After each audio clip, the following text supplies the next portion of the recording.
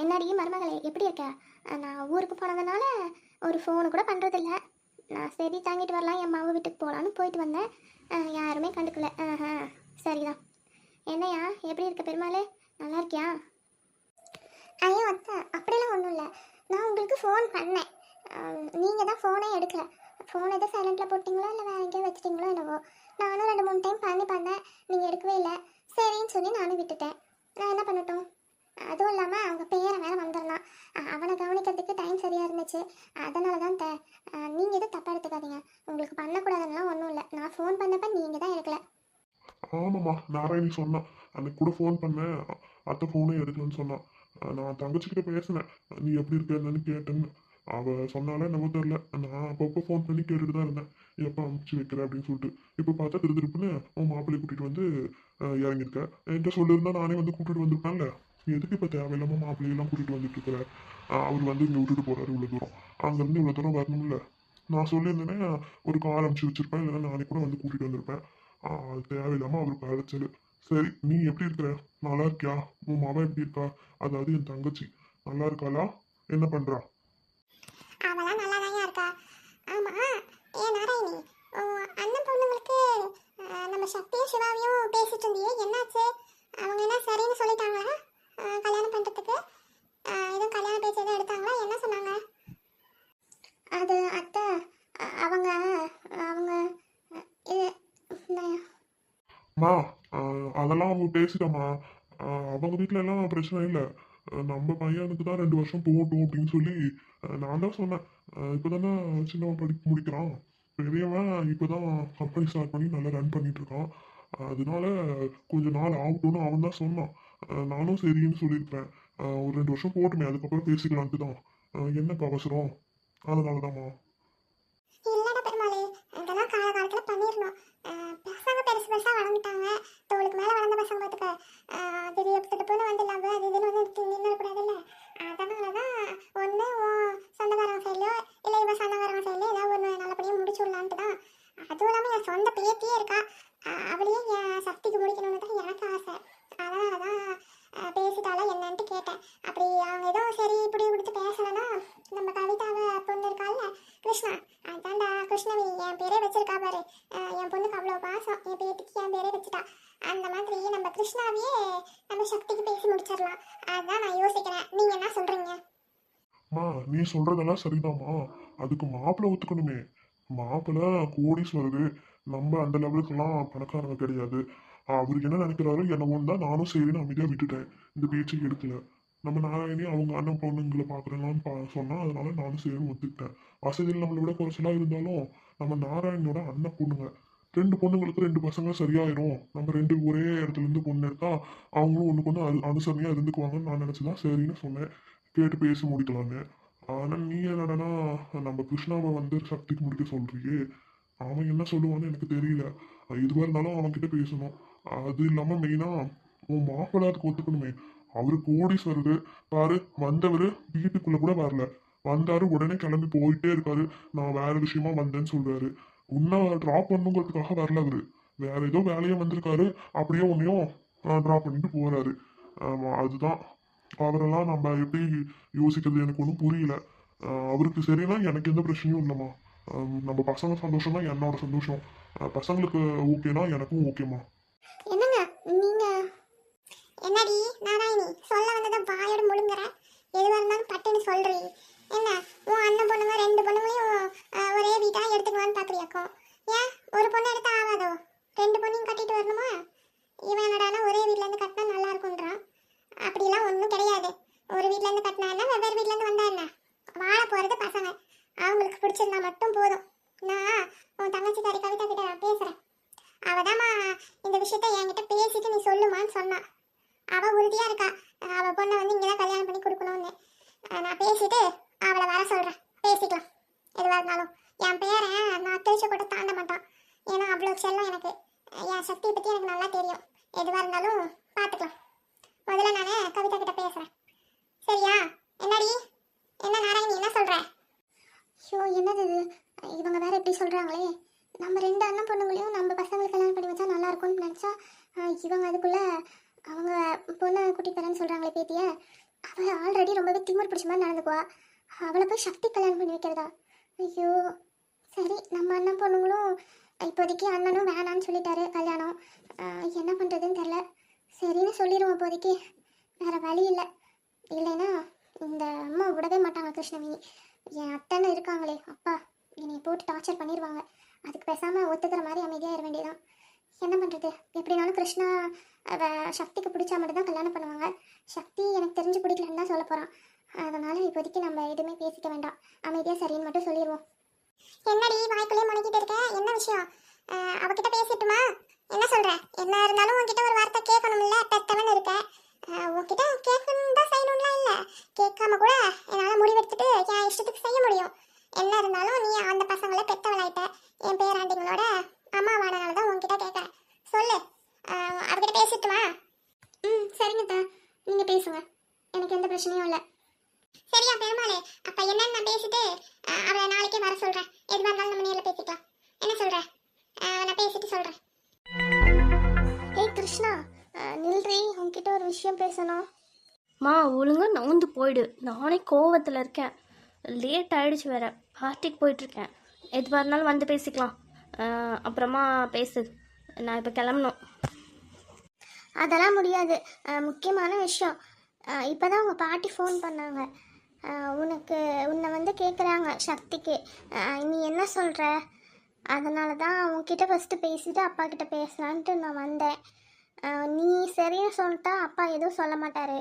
அதனால தான் உன்கிட்ட கேட்குறேன்.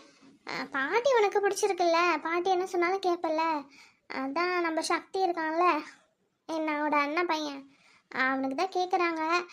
நீ மட்டும் சரின்னு சொன்னீன்னா அவனையும் பேசி முடிச்சிடலாண்டி. என்ன சொல்கிற? சக்தி நல்லாவே தெரியுமே, சக்தி குரூப்ஸ் ஆஃப் ஓனர் அவர் தானே சொல்கிறேன். எனக்கு எந்த பிரச்சனையும் இல்லை, நான் கல்யாணம் பண்ணிக்கிறேன். அவரோட கம்பெனி ஷேர்ஸ் இப்போ தான் டாப் லெவலில் இருக்குது. அதுவும் இல்லாமல் இப்போ நான் மட்டும் அவரை கல்யாணம் பண்ணிக்கிறேன் அப்படின்னா நம்ம கம்பெனியோட ஷேர்ஸும் டாப்பில் போயிடும். அண்ட் ஏன் 2 பேரோட குடும்பமும் ஆல்ரெடி எல்லாருக்கும் பப்ளிக்காக தெரியுங்கிறனால நல்லாவே ரீச் ஆகும். என்னோடய கம்பெனி ப்ராடக்ட்ஸும் பயங்கர ரீச் ஆகும். ஸோ எனக்கு எந்த பிரச்சனையும் இல்லை. இது வந்து ஒரு மேகசின் நியூஸாகவே வந்துடலாம். நீ எனக்கு பிரச்சனை இல்லைம்மா, நீ அவங்கக்கிட்ட பேசிடு, நம்ம நாளைக்கே போய் பார்த்துடலாம். என்ன சொல்கிற? அப்படியாம்மா, எனக்கு ரொம்ப சந்தோஷம்டி. நீ தான் என்ன சொல்லுவியோன்னு பயந்துட்டே இருந்தடி கிருஷ்ணா. அப்போனா ஒன்றும் ப்ராப்ளம் இல்லை, நான் உங்கள் அப்பா கிட்ட பேசிடுறேன். ஏன்ட்டு என்ன பேச போற? என்ன விஷயம்? என்ன பொண்ணுகிட்ட தனியா பேசிட்டு இருந்த? அதுவாங்க, அது ஒன்றும் இல்லை, நம்ம பொண்ணு கல்யாண விஷயமா தாங்க. நான் ஆல்ரெடி உங்ககிட்ட கேட்டிருந்தேன்ல, எங்கள் அண்ணன் பையனுக்கே நம்ம பொண்ணை கல்யாணம் பண்ணி வச்சிடலான்னு.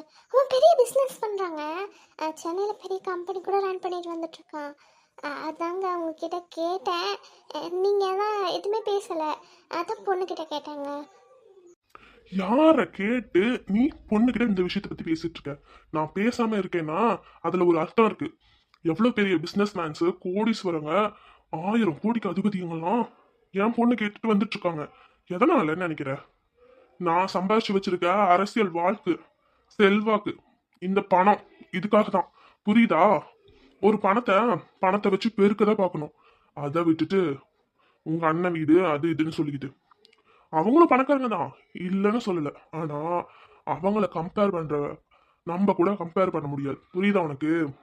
நம்மளுக்குலாம் ஹை ஸ்டேட்டஸ்ல உள்ளவங்க எவ்வளவோ பேர் பொண்ணு கேட்டு வந்துட்டு இருக்காங்க. பெரிய பெரிய கோடீஸ்வரங்களாம் மாப்பிள்ளைங்களா கிடைச்சிட்டு இருக்காங்க. அப்படி இருக்கும்போது அதுவும் இல்லாம என் பொண்ணு தனியா நின்று பிசினஸ் பண்றான், பியூட்டி ப்ராடக்ட் சேல் பண்றான். எவ்வளோ ரன் ஆகுது தெரியுமா ஆன்லைன்ல? அதெல்லாம் ஒண்ணுமே தெரியாம நீ பாட்டுக்கு உங்க அண்ணன் கிட்ட போய் பொண்ணுக்கு கொடுக்குறான் அப்படி இப்படின்னுக்கிட்டு, இதெல்லாம் நல்லா இல்ல, சொல்லிட்டேன். என்ன இந்த மாதிரிலாம் பண்ணிட்டு இருக்க கவிதா? நீ எந்த மனசுல வச்சு நீ இந்த மாதிரி பண்ணிட்டு இருக்க? எனக்கு இது சுத்தமா பிடிக்கல. என்ன கிருஷ்ணா, நம்ம வேணாம், இதெல்லாம் நமக்கு செட் ஆகாது. ஆமா தானே கிருஷ்ணா?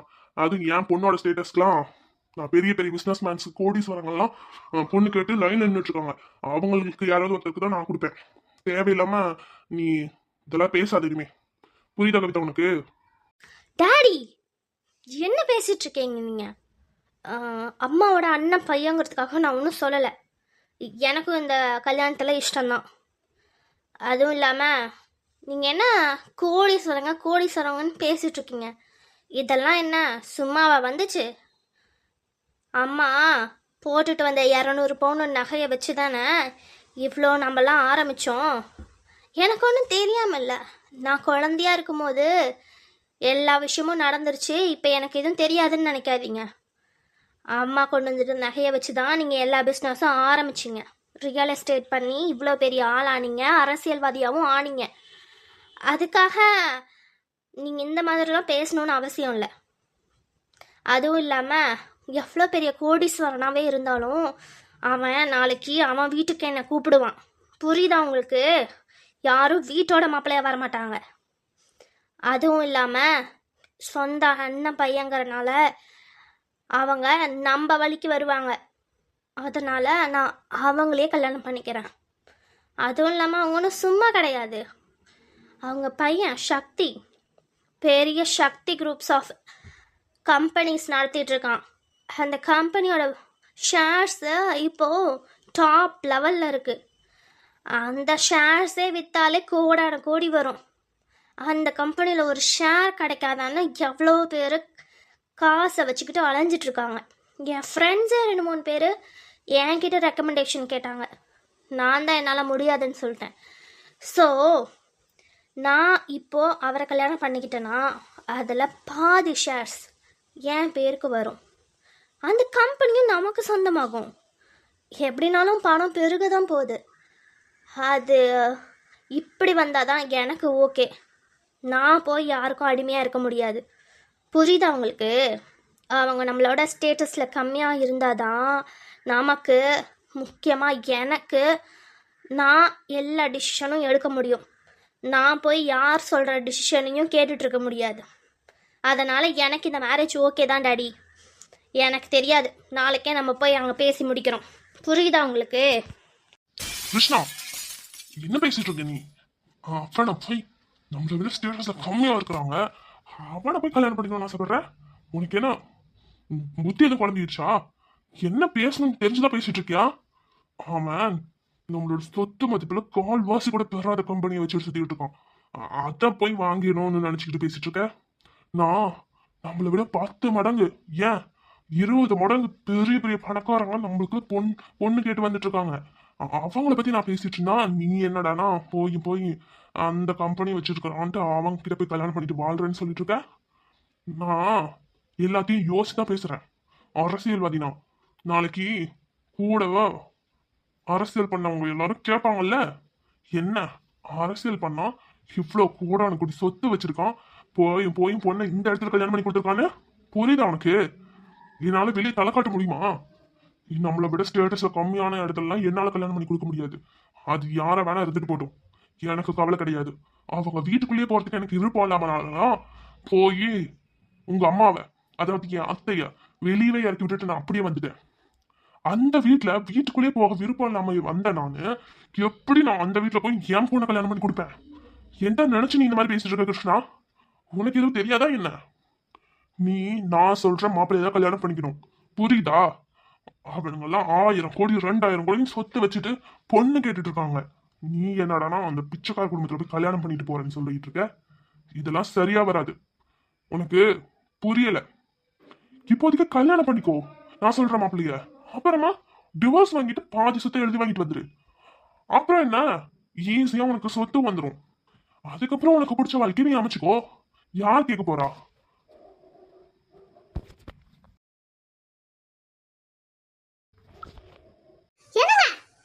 என்ன பேசிட்டு இருக்கீங்க நீங்க? பொண்ணை கல்யாணம் பண்ணி கொடுக்கறது நல்லபடியா வாழணும்னு நினைக்கிறத விட்டுட்டு கேவலமா ஒரு பணத்துக்காக அவ வாழ்க்கை அழிக்கணும்னு நினைச்சு பேசிட்டு இருக்கீங்க.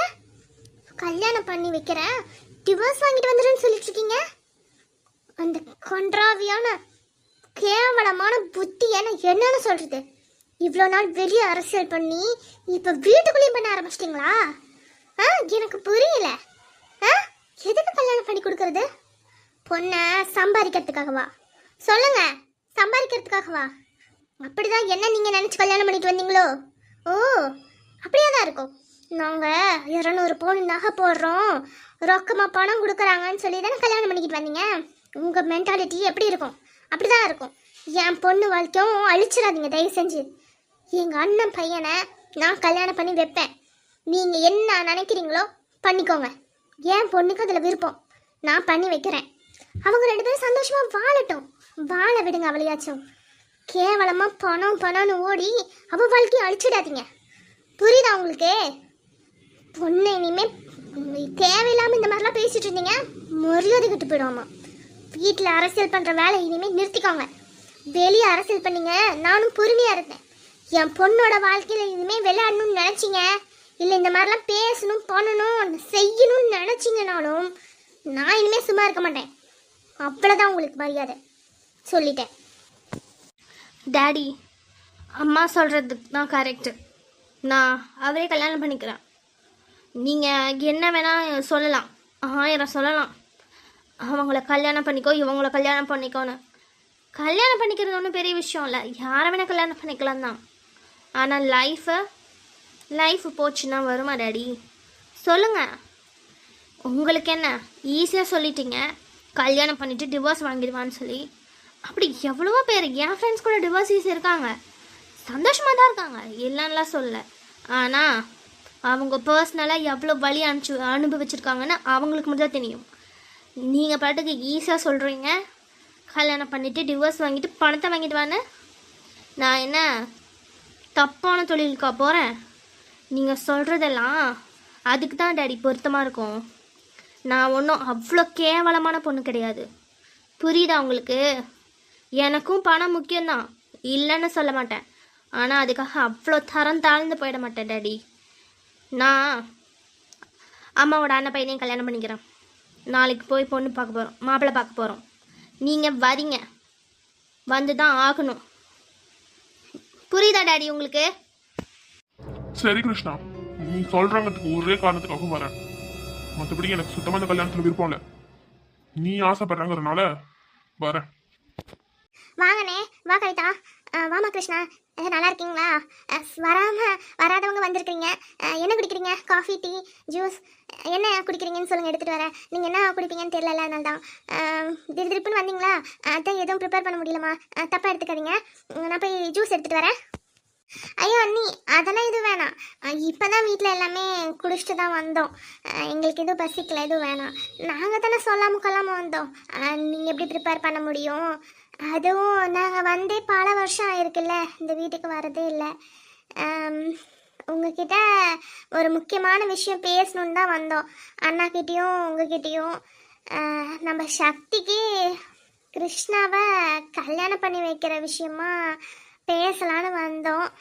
அதான் அண்ணே நீ சொல்லு, என் பொண்ணுக்கு உன் பையனை கல்யாணம் பண்ணி கொடுக்குறியா? நீ என்னவ தயங்கி கேட்டுட்டு இருக்கிற? அவன் என்ன தரமாட்டானா சொல்ல போறான்? சொந்த தங்கச்சி நீயே, தங்கச்சி மாவ தாய் மாமா பையனை பொண்ணு கொடுக்க வந்திருக்கீங்க. கல்யாணம் கட்டிக்கிறதுக்கு அவனுக்கு என்ன கசக்குமா என்ன? நீ தான் என் சொந்த பேத்தி, என் பேரனை கல்யாணம் பண்ணிக்கிற மொத்த உரிமையும் என் கிருஷ்ணாக்கு, அதாவது என் பேத்தி கிருஷ்ணவேணிக்கு தான் உண்டு. அதனால தயங்காம கேளுடி கவிதா. உன் அண்ணன் பெருமாள் கல்யாணம் பண்ணி கொடுப்பான். நான் ஆல்ரெடி நேற்று தான் இந்த விஷயத்தை பற்றி பேசினேன். உன்கிட்ட ஃபோன் போட்டு சொன்னேன், நீ எங்கே வருவியோ மாட்டியோன்னு. பார்த்தா குடும்பமே வந்துட்டீங்க. எனக்கு ரொம்ப சந்தோஷம்டி. என்னையா சொல்கிற பெருமாள்? எனக்கு எந்த பிரச்சனையும் இல்லைம்மா, எனக்கு மனப்பூர்ண சம்மந்தம் தான். என்னம்மா நாராயணி, எங்களுக்கெல்லாம் எந்த பிரச்சனையும் இல்லை. சக்திக்கு பொண்ணை பிடிச்சிருந்தா மேற்படி நம்ம கல்யாணத்தை பற்றி பேசலாம். சக்தி கிட்ட மட்டும் நாங்கள் ஒரு வார்த்தை என்னன்னு கேட்டுட்டு சொல்கிறோம். என்னம்மா கவிதா, நீ எதுவும் தப்பா எடுத்துக்காத. அவன்கிட்டயும் ஒரு வார்த்தை கேட்கணும்ல, அவன் தானே கல்யாணம் பண்ணிக்க போறவன். அதனாலதாம்மா. கோடான கோடீஸ்வரங்க நாங்களே வந்து உங்க வீட்டுல பொண்ணு தரோம்னு சொல்லும் போது உன் பையனுக்கு கல்யாணம் பண்ணிக்கிறதுக்கு என்ன கசக்குமா என்ன? அதெல்லாம் சரின்னு தான் சொல்லுவான். அப்போ என்னம்மா உள்ளதானே சொன்னேன். சரி விடு, உன் இஷ்டத்துக்காக மட்டும்தான் நாங்க இங்க வந்து இருக்கோம். நீங்க சீக்கிரமா என்னன்னு உங்க பையன்கிட்ட பேசிட்டு சொல்லுங்க. மாமா அவர் பேசுனது எதுவும் தப்பாக எடுத்துக்காதீங்க. அவர் ஏதோ கோவத்தில் பேசிகிட்ருக்காரு. நான் அவர் சொன்ன பையனை கல்யாணம் பண்ணிக்கலன்னு.